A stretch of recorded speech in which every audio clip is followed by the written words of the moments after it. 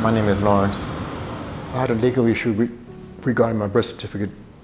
They didn't have my birth certificate on record. So without a birth certificate, I'm a non-person in America. My name is CJ Mason-Moore. I'm the Executive Director of Open Hands Legal Services, the first and only Christian legal aid organization in New York City.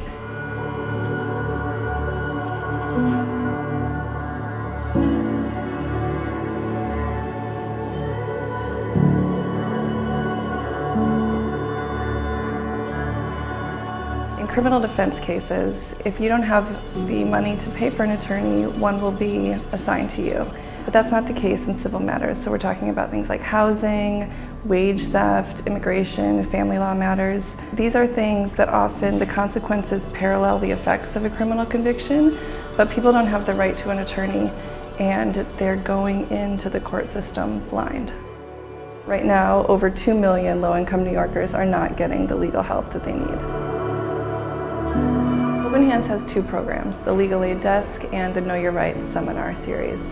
At the Legal Aid Desk, we take volunteer attorneys out into the communities to our nonprofit partner organizations, and we provide advice and counsel to low-income New Yorkers. The other program that we do is the Know Your Rights seminar series, and that's where we inform and equip low-income New Yorkers to be aware of their rights, so things like homelessness rights, workers' rights, your rights when interacting with the police.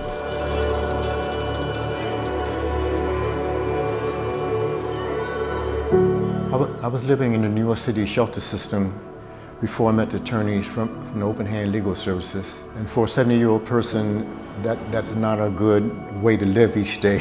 And I went to an agency and they asked me for a birth certificate. I said, okay, I'll get it for you. I don't have it on my person, but I'll apply for it. And that's when they told me that I don't have a birth certificate. And they took me through a long process. I was going through it from agency to agency. I went down to Vital Records, et cetera, et cetera. The other agencies that I went to, they weren't doing anything for me. Laurence came to us through one of our partner organizations. They said, we've got this client, we have no idea what to do with him. He has this legal issue that nobody can help him with. And it turns out that he was incarcerated for 35 years. Because of his very unstable family situation as a child. His birth certificate has one name, he's been living under a different name, he has no identification.